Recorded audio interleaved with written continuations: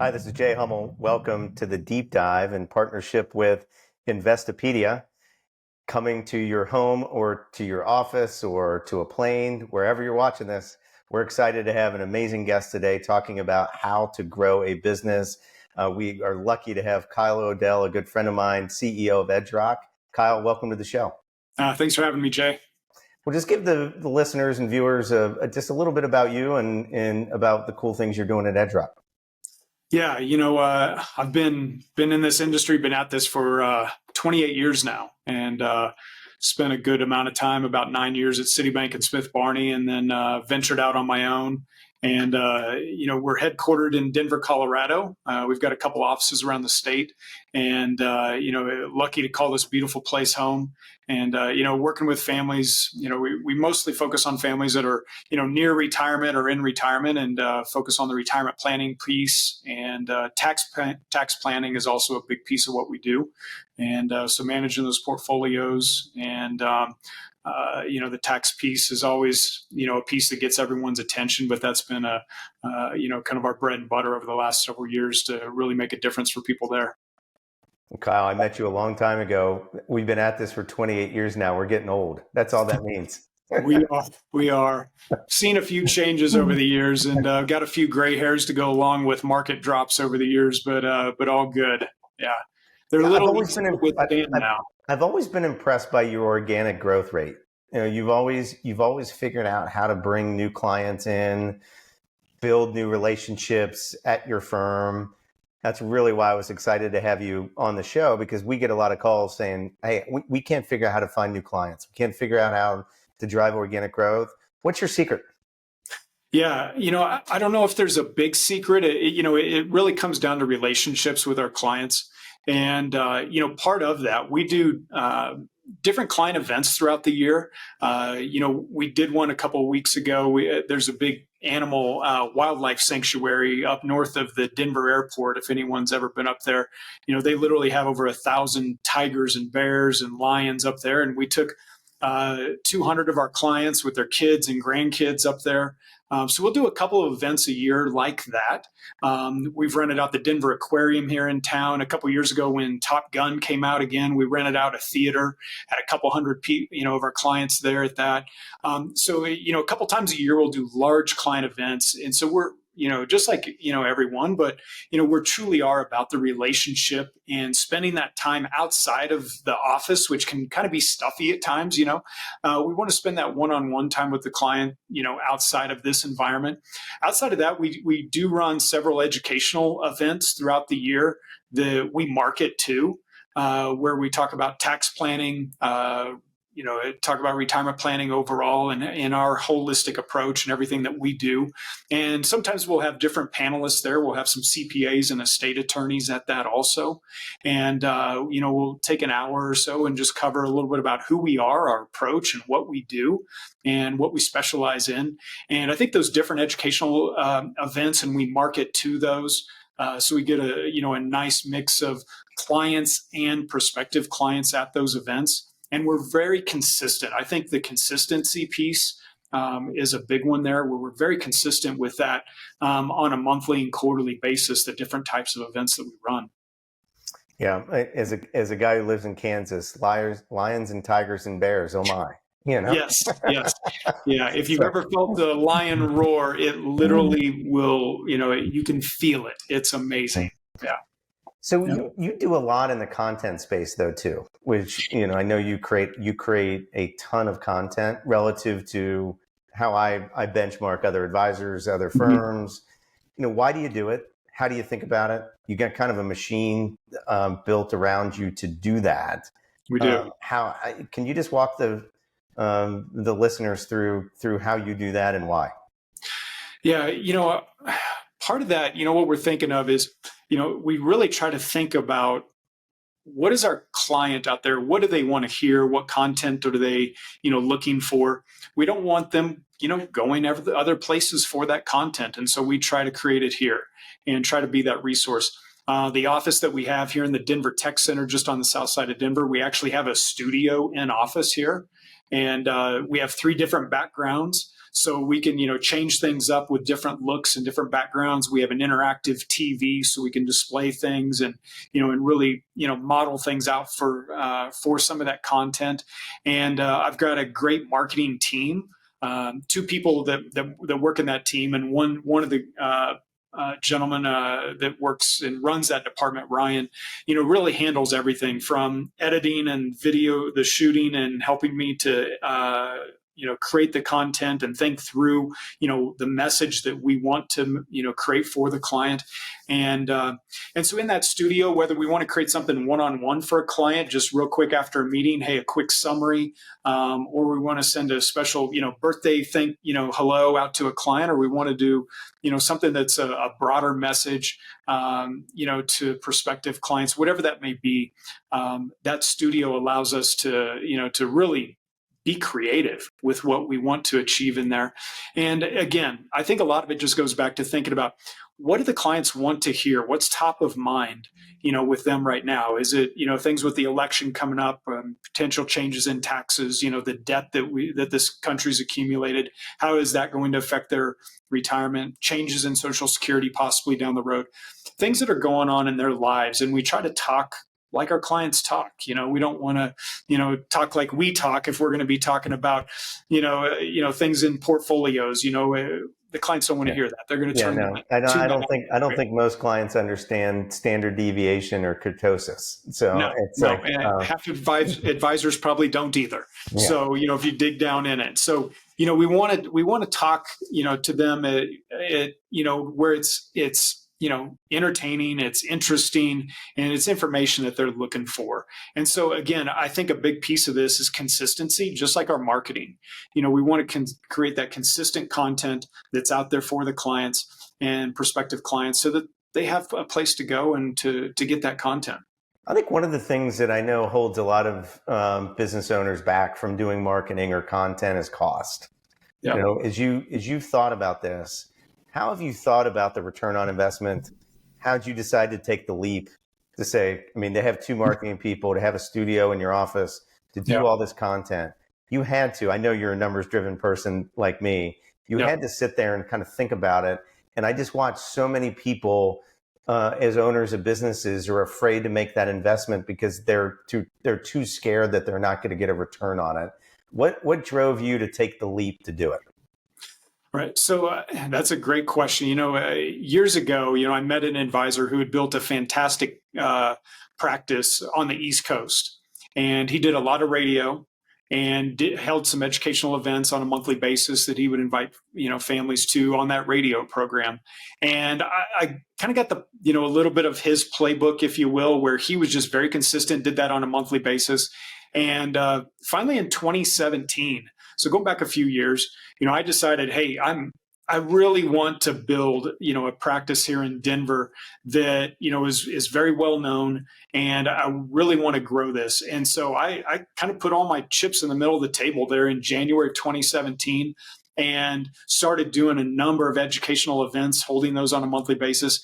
And that took off. And what I was looking for there, when I'm measuring, our return on those, typically for every dollar spent, we get $3.50 to $4 back on an annual basis. And, our marketing budget has significantly grown over the years. We spend a lot of money now on marketing, just pure marketing. That doesn't include, the salaries and benefits and everything from my marketing team. But, we're very consistent with it. And it's one of those things that I literally just thought, I'm going all in on this. And I scheduled several events in 2017 there. And it took a while. It takes a while to work out the kinks, figure out what works, your messaging. And, and I did everything from, spending time with people that teach you how to, and I had done a lot of public speaking, but spending time with people that really teach you professionally how to do public speaking and tell stories, keep it interesting. And again, not go down the path of standard deviation and all that.